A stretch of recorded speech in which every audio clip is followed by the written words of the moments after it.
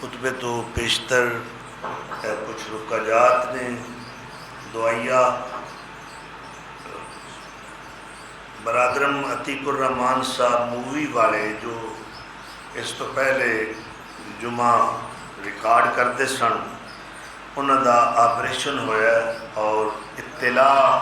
یہ ہے کہ اجے تک وہ ہوش وچ نہیں آئے، تو بھائی خصوصی درد دل نال دعا فرماؤ کہ اللہ تعالیٰ عتیق الرحمان صاحب نو صحت کاملہ عاجلہ عطا فرمائے اور خیر و عافیت نال اپنے اہل خانہ اپنے بیوی بچیاں وچ آن دی توفیق بخشے۔ ایک بھی ساڑھے نمازی نے ساتھی نے انہاں دے 2 بچے بیمار نے، اللہ تعالیٰ کو دعا